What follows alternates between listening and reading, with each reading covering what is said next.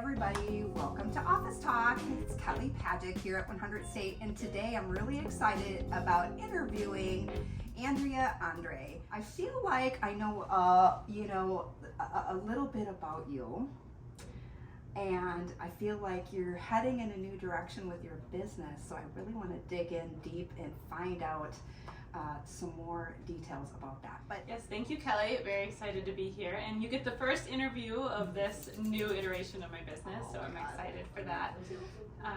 I am Andrea Andree, and I am a spiritual and energetics coach for business owners, solopreneurs, and my goal is to really help them see that their business is their spiritual path. Because what I see from meeting so many business owners this past year and some changes I've been networking is so many, they're going through the motions, they're learning marketing, they're learning sales and funnels and putting products out that they can sell, but they're forgetting that the other part of the equation is this spiritual part of us, is our energy, is an alignment to our value and our worth and aligning to the abundance that's available to all of us. And so I really want to help plug the pieces of the puzzle for those people who are putting all the effort in, but they're not quite seeing the results that they know that they should be seeing. It's because they're missing the energy part of the equation. And so I really want to help support small business owners in that way and help them really tune into their energy, their spirituality, so that way they can bring that forward as part of their business as well. I deeply believe in that concept, and I really feel that someone's business and themselves can be so much more powerful and empowered. Like in a business, we often take elements of ourselves and in what we've experienced, and we see ourselves in our clients as a way of like, I've been through XYZ, this is how I got through it, and now I want to help others. Do you see yourself in that same way? And if so, can you share a little bit about your journey? Great question. Yes, and I do see myself. I have gone through a lot. I've learned a lot, and it's been interesting how all of the lessons have played into my business in some way. And so I didn't start out as wanting to be a coach for business owners.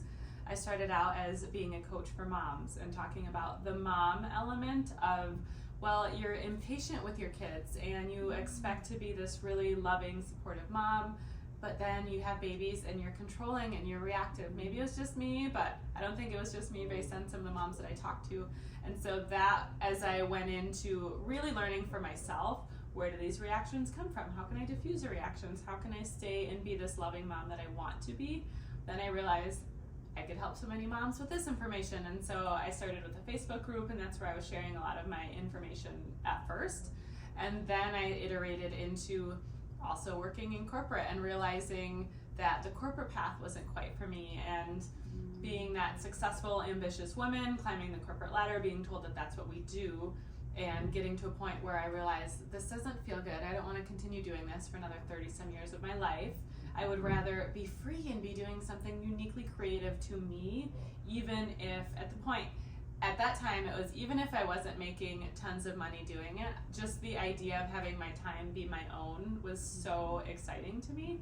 And so as I worked through that part for me to figure it out for myself, then that's when I started supporting corporate women who were the same thing. They were successful, ambitious, but they got to a point where they were burned out, they were unhappy.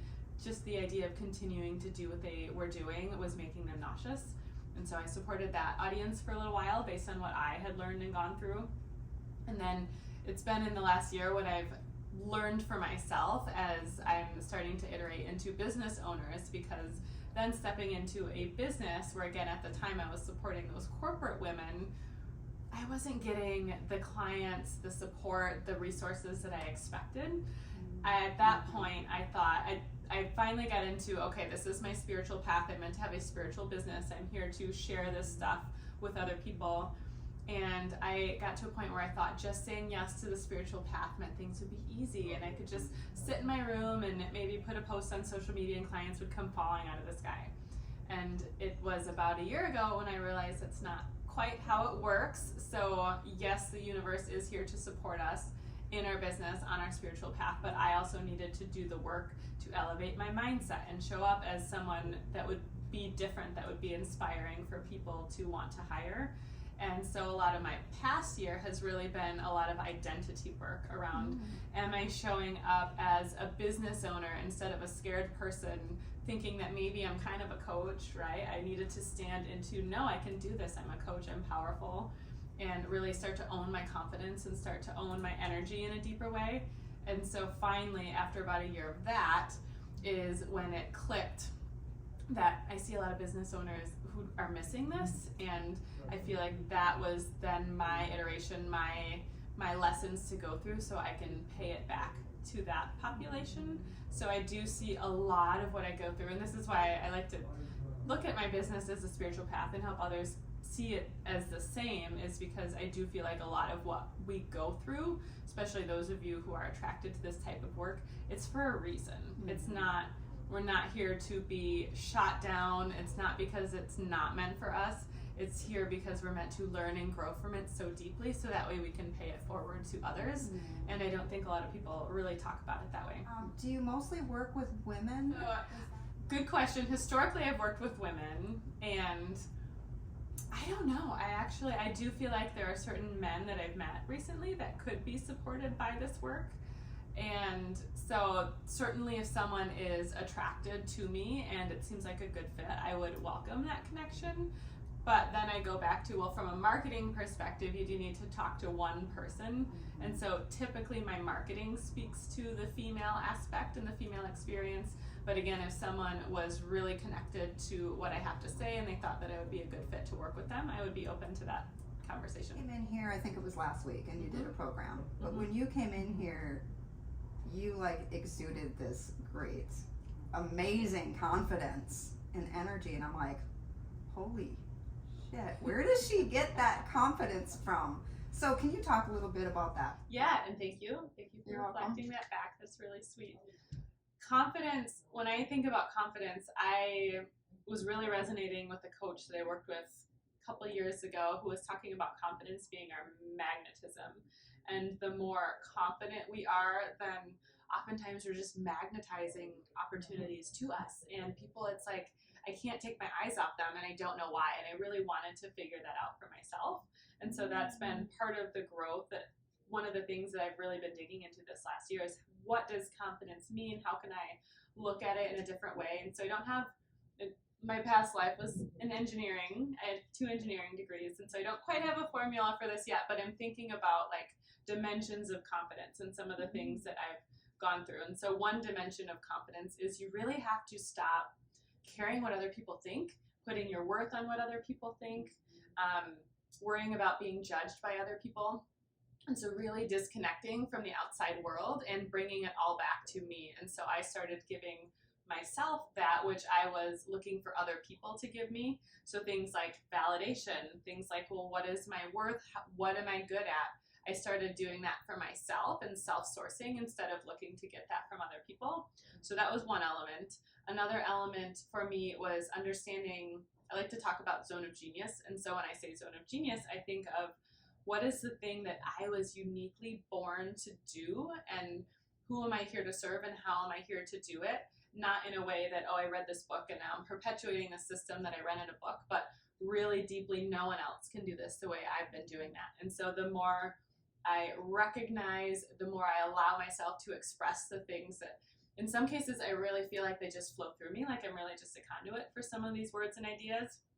The more I do that, the more I feel like it's magnetic, because again, I'm connecting to something that is much bigger than me, that I feel like I'm here to put out into the world. And so that's another element of confidence. And a few others, again, when we think about spirituality, we're really here to be supported, we're here to be abundant. And so the more I tune into those elements too, I feel like it just really helps amplify my confidence. So I really appreciate you sharing your journey to confidence, because it really showed that you put in the work, even in your like LinkedIn posts. And when I read what you write, you're so assured and trusting in this path that's been put before you. So that really comes out in your posts as well. So I want to recognize that. Who inspires you and what motivates you?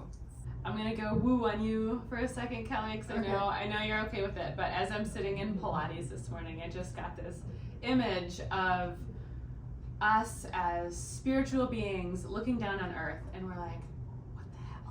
Like, what are those poor people going through? Just the fighting and the control and the manipulation and the fear and all of that. And I really feel like there's a population of people, probably if you're attracted to this type of work, this is you, that really, we said, we're going to go down there, we're going to put on these bodies, and we're going to go through this stuff so that way we can help these people. And I really feel like I'm one of those people that I signed up for this. I like to say that I'm the ground crew. So we've got lots of support up here that has our backs. But I really feel like for me, really tuning in and feeling like what I am particularly here to do was I went through a lot of this spirituality, a lot of this energy work first, so that way I can guide then the next wave of people who are here to go through that, who are here starting to explore their own spirituality and starting to ask questions like, well, what am I here to do, and how can I do this in a different way? And so for me, it's so big. It's this idea of that I am one piece of the puzzle that came down to really help Earth as a population to start to thrive. And so sometimes if I get down, I go way bigger. I just remind myself that one, this is what I'm here to do, and it's not always going to be easy and it's not always going to feel good, but we're here, we're playing in the pain, so that way we can also help others in the pain, and so that way we can show a way that they can thrive and we can all thrive. Totally resonates with me. So thank you for sharing that. Mm-hmm. I feel like I'm on a similar path. So I'm doing some of my own work. How important do you think coaching is for a coach? Working with a coach or working with a coaching group? So I love working with a coach, and some of the benefits you can get from working with a coach, and these are some of the benefits that I have gotten too, is one, it's sometimes hard for us to see our own blocks, our own resistance, because it's all inside here and our eyes are pointed outside. And so a coach can shine a lens back at us and help us understand those places where we're holding ourselves back and help us to see those, so that way we can see the resistance, so that way we can overcome it. So that's been one really big benefit for me, and many of the coaches that I've worked with, I tend to pick ones that have gone through what I am going through. So ones that were in a corporate environment, they're self-built, coaches now, and the current one I'm working with, she's done multi-six figures as a coach, and so I want to learn as a spiritual coach, and so I want to learn from her how she's done that. And so some of it is they've got shortcuts, things that maybe I could figure out on my own, but I don't want to take the time to figure out on my own. I really want someone who's been through it before to teach me. And then the third benefit that I've gotten from working with the coach is they can hold a vision for me that's higher than one that I can hold for myself, because even though I do show up really confident and I've built myself to this level of confidence, I know there's a bigger level of work for me that I'm a little afraid to get into, because it's bigger, and you don't know what bigger means. A lot of us one of the biggest fears actually for many people is we're actually afraid of our own power. And so I think I'm afraid of my own power, and so it really helps elevate me and pull me up and push me beyond where I can push myself. And so those have been some of the benefits that I have found with coaching. You just launched a podcast? So I did. I'd had this idea for a podcast for a number of years, but the concept didn't quite settle with me, and I think because I had been in a transition and had been preparing for this moment. And so now that I said, okay, I'm starting to focus on business owners, this concept came in, which is, the podcast is called Your Business is Your Spiritual Path. And I wanted it to be very clear on what it was about. So at first I wanted a sexier title, but then I said, you know what, sexy doesn't always tell you what it's about. Yeah. I wanted people to self-select into the podcast appropriately. And so it's really going to be around the idea that as a business owner, especially if you're in the type of business where you feel like it's something you were born to do, you're giving a gift that maybe even if it didn't make you millions of dollars, you would still want to do it because it feels so deep, so fulfilling to you. That's something that your soul is here to offer the world, and not many people really see it that way. And so I really want people to understand that you're here for more than making money. You're here for impact. And you're here to have fun. You're here to be lit up. You're not here to hustle all the time for this business.